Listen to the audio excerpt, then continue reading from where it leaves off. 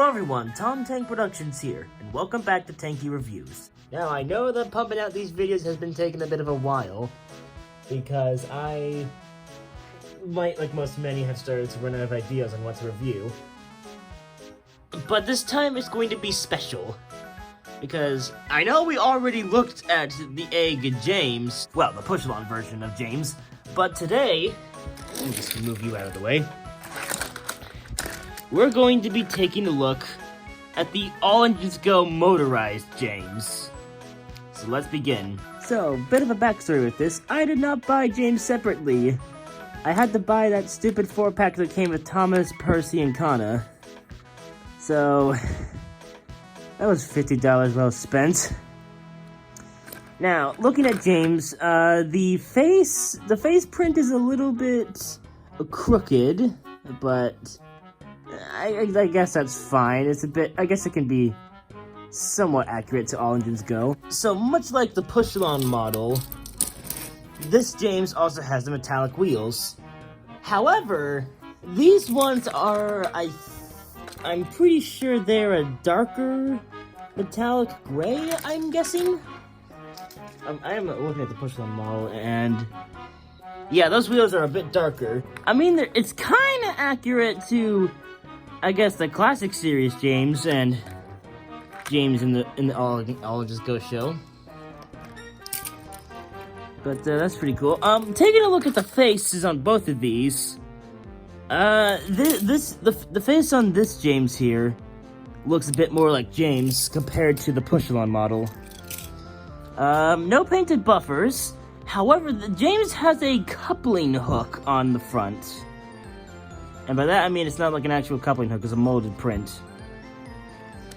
Which is very strange, because if I compare bringing the motorized All Engines Go Gordon and most likely the other motorized All Engines Go engines do not have this, other than Carly and Diesel, which I find very interesting. Boiler bands seem to be alright.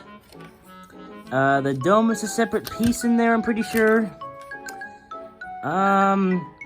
There's like a lot of plastic right here that feels a bit rough. Probably just like the lettering and numbering on there. What I found interesting was the coupling system here, because if you take the chassis off, you will notice that there's no coupling inside the chassis itself. It's actually on the engine, which I find very interesting, because when the tender engines were announced, I was very curious on how they were going to do the coupling system, and yet they do it like this, which I find very awesome. However, I do not think the long couplings work for the tender engines, because if you look from the side, there's a lot of space from the tender and the engine. So maybe what I will do is shorten it, much like what I did with Gordon here, where I just took a regular Trackmaster 2 coupling and attached it to Gordon. Anyways, wheel arch stripes seem to be faded as well, much like the push-along, which I still don't know why Mattel did this, because James always had black stripes on here, but now they're more, I guess, brownish, kind of, maybe? Moving to the back of the cab, there is a lot of open space in here, which I really like. Oh shit, I'm so sorry, James, I did not mean to drop you. But yeah, look at this open space here. I don't know why Mattel did this, but I absolutely love it. And unfortunately, Gordon doesn't really have that, but James is the only one with the open cab, so yeah. And moving back to the front, I don't know what's going on here, because on the push-along model, there's this block here isn't on the frames, so yeah, these are the smoke bug frames. I finally found out what that word was for these. So it kind of gives off like an Edward vibe to James, I guess. Kind of strange, but yeah, let's move on to the tender now. Now, I have some issue. There's only one issue I have with the tender, and it is the number lining. Why, oh why is the number lining red? I do not understand.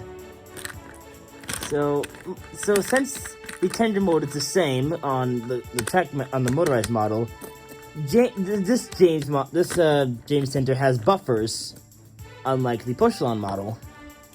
Again, odd choice. No buffered paint either, and there's also these little cutouts on here. The push-along model only has one cutout in the tender, but this one has two. Again, much like Gordon's tender. Again, strange choice, but yeah, that's pretty much James. If I can get the tender coupled up. There we go. That's James. Now, for those wondering why I bought the push-along James first, I was curious to see how it would scale up with the push-along Percy, and much like the other push-along engines, like Thomas here.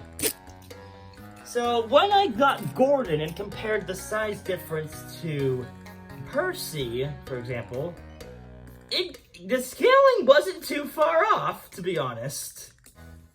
So, I had to buy the Motorized James, and seeing these two together now, this just looks accurate.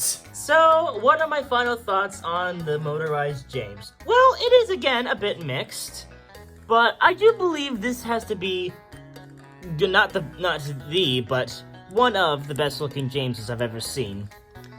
So, I know that the Talking Year review is still being pushed back, but I will at some point review her, I promise.